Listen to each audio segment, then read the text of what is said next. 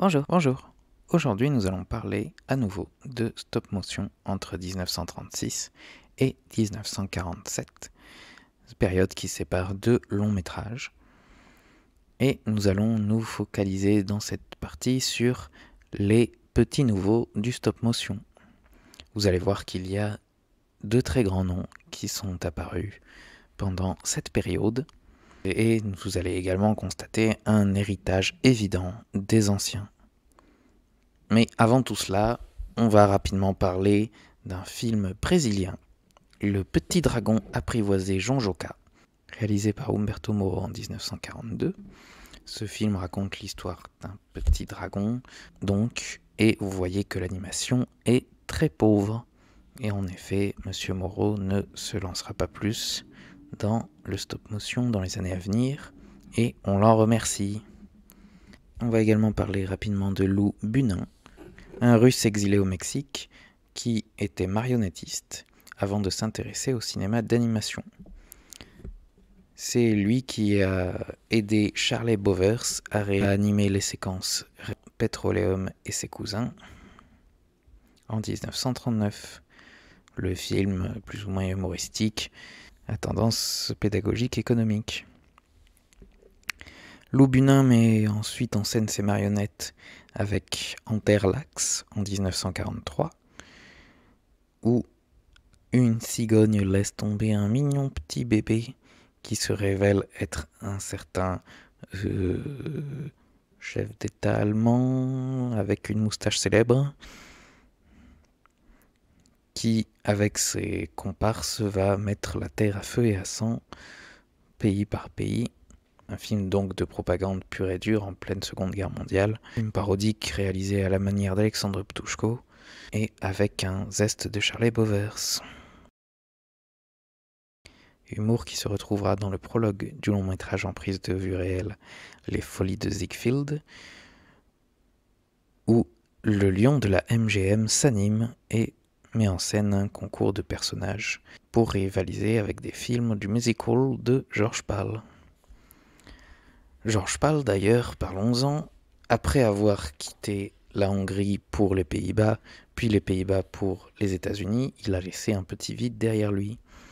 Et aux Pays-Bas, ce vide a été comblé pendant la Seconde Guerre mondiale par Joop Jeu 5, qui va réaliser entre 1940 et 1946 notamment deux petits films publicitaires, en partie réalisés donc par l'ancienne équipe de George Pal et inspirés par ce dernier. Et toujours parlant de George Pal, voici un film. Est-ce qu'il n'est pas franchement magnifique, sans que je vous dise qu'il a réalisé? Moi, j'aime beaucoup. Et maintenant, je vais vous dire qui l'a réalisé. C'est quelqu'un qui est né à Los Angeles en 1920, qui après avoir vu King Kong en 1933, a passé plusieurs années à expérimenter la production de petits courts-métrages animés, dont Évolution, que vous voyez actuellement, et L'ours des cavernes, au point qu'un ami a arrangé une rencontre entre Willis O'Brien, le réalisateur des séquences animées de King Kong, et le jeune Ray Harryhausen. O'Brien a fait quelques critiques sur les travaux de Harryhausen et lui a demandé de prendre des classes d'art graphique et de sculpture pour perfectionner ses compétences. C'est ce que Ray a fait. Harryhausen s'est lancé dans un travail commercial sous la houlette de George Pal, puisqu'il a travaillé sur quelques Puppet Toons. Pendant la Seconde Guerre mondiale, Harryhausen a servi dans l'armée des États-Unis, et c'est là où il a rencontré le compositeur Dimitri Tiomkin et un certain Ted Geisel, qui prendra pour pseudonyme Dr. Seuss. Après la guerre, il a récupéré plusieurs bobines de films en surplus qu'il a pu utiliser pour ses expérimentations. Et c'est ainsi qu'il a pu réaliser la revue du livre d'histoire. Il est temps de se diriger enfin vers un pays qui a apporté beaucoup au stop motion. Il s'agit de la République tchèque. Les Tchèques sont en fait fans inconsidérés de marionnettes depuis au moins le XVIIIe siècle. Ainsi, il paraît que chaque famille tchèque a chez elle une petite marionnette. Et c'est ce qui va donner l'idée au couple de cinéastes Dodal de réaliser des petits films en stop motion.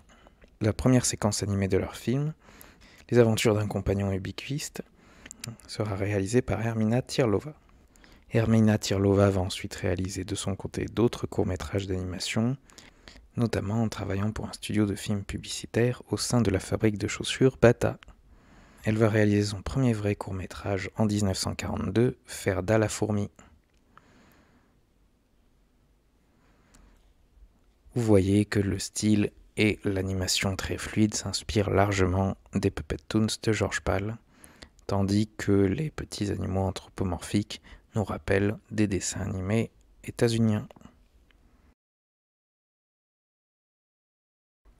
Après ce galop d'essai réuni, Hermina Tirlova entreprend La révolte des jouets en 1946, une petite historiette qui combine prise de vue réelle et animation, dans lequel un soldat de la Seconde Guerre mondiale allemand est pris d'assaut par des jouets. L'animation relevant d'une substitution sophistiquée et très révélatrice de l'animation à la George Pal. Dans l'entreprise de chaussures Bata, Hermina Tirlova a rencontré un certain Karel Zeman. Né en 1910 en Tchéquie, il décide de partir étudier en France dans une école de publicité reconnue. Il travaille pendant 7 ans jusqu'en 1936 comme dessinateur pour un studio publicitaire de Marseille. Et sa première expérience avec le film animé est une publicité pour un potage. À son retour en Tchécoslovaquie, il réalise ses premiers films d'animation avec des marionnettes. Puis il devient donc assistant d'Hermina Tirlova en 1943 et réalise son premier court-métrage en 1945 à la tête du département d'animation. Le film Un rêve de Noël est réalisé avec son frère. Il combine à nouveau stop motion et prise de vue réelle, avec à nouveau des jouets qui s'animent, mais dans une ambiance beaucoup plus familiale. Voilà, vous avez donc assisté aux premiers essais de plusieurs grands noms du stop motion. On a hâte de voir la suite. Merci d'avoir regardé cette vidéo, à bientôt.